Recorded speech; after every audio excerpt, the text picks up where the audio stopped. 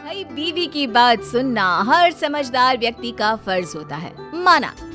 लेकिन ये क्या कि सिर्फ सुनते ही रहो और अपना कोई दिमागी ना हो।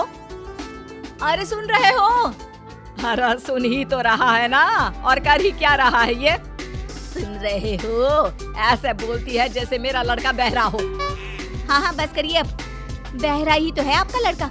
बीवी की बात को जो ना सुने उसे बहरा ही कहते हैं। अरे कहाँ रह गए? सामने से दिनेश हरे रंग की कमीज के साथ पीले रंग की पैंट पहनकर खड़ा होता है।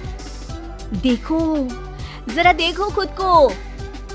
माँ ने तो न जाने क्या क्या पहना कर बड़ा कर दिया, लेकिन फैशन सेंस बीवी ही देती है। देखा क्या जच रहे हो? तभी पास खड़ी बहन आ जाती है। बस एक कमी है भैया, गले में नीले रंग का रुमाल बांध लो, फिर तो पूरा रंगारंग कार्यक्रम लगोगी।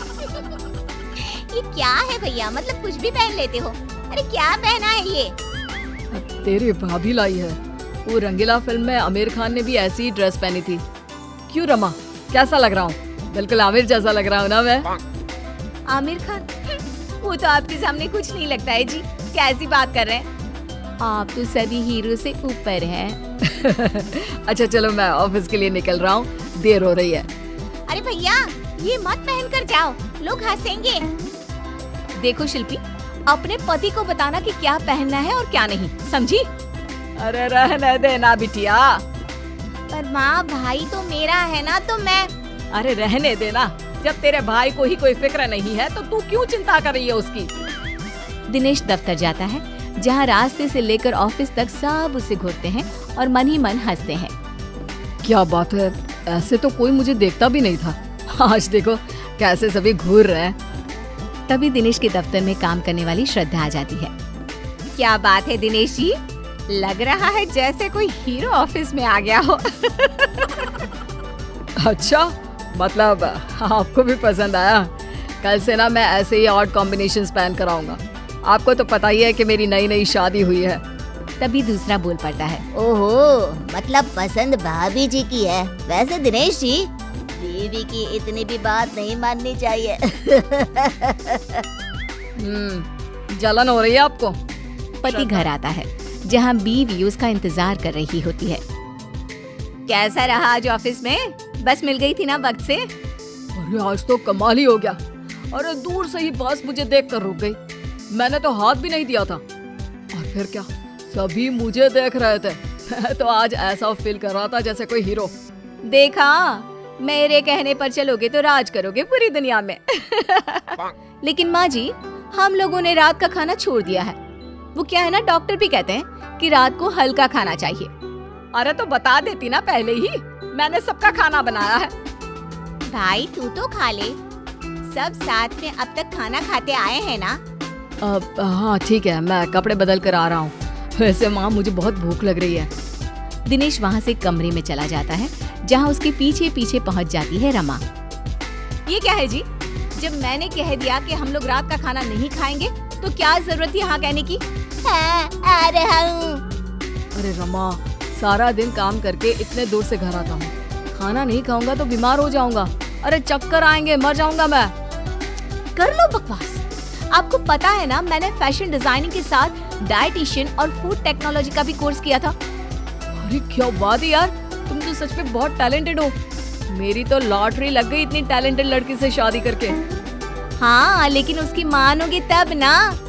अरे रात का खाना पेट में रह जाता है, वो पचता नहीं है, इसलिए रात में खाना नहीं खाना चाहिए। अच्छा, तो मैं मना कर देता हूँ। बात तो सही है, रात को तो बस सोना ही है।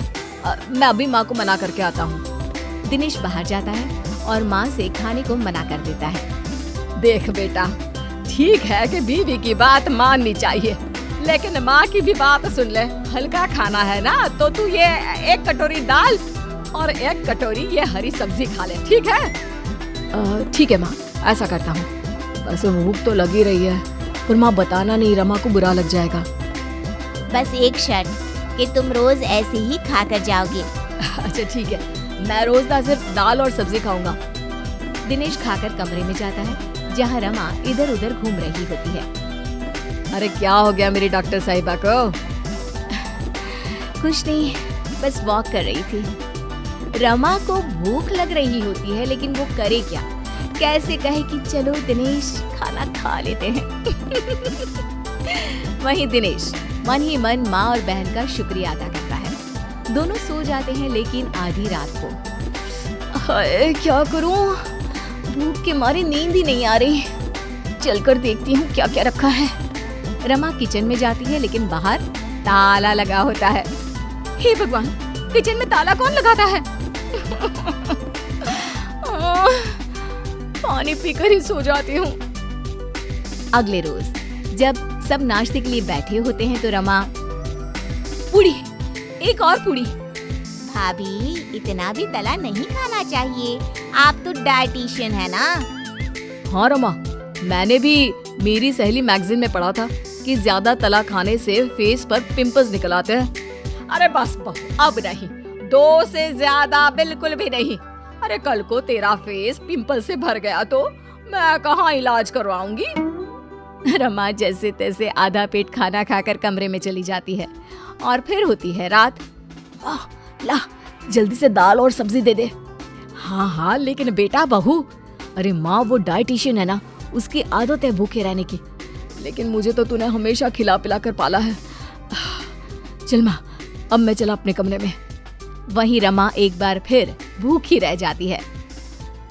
दिनेश, वो तुम रात में खाना नहीं खाते हो तो तुम्हें कोई प्रॉब्लम तो नहीं हो रही है ना?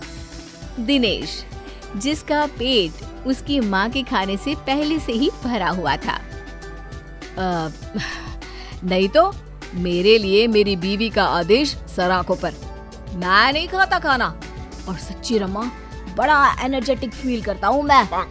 रमा जिसका पेट पूरा खाली था, वो सोचती है कि कहाँ फंस गई। किसी तरह रात कटती है और सुबह ये पालक उबालती है। पूरा घर बैठकर फूले फूले भटूरे खा रहा था, तभी रमा जोर से चिल्ला उठती है। नहीं हूँ मैं कोई डाइटिशियन, मुझे भूख लगी है, प्लीज मुझे भी भटूरे दे दो। मतलब तुमने डाइटिशियन का कोर्स नहीं किया है? नहीं, वो तो मैं बस तुम्हें इम्प्रेस करने के लिए। मुझे भूख लगी है। देख रमा, आज से ना अब ज्यादा होशियार बनना नहीं, समझी? माना बहू है तू, लेकिन वो मेरा बेटा है, तो आज से तू बहू बनकर रहना। और दिनेश तू, माँ, मैं तो तेरा लाडला बेटा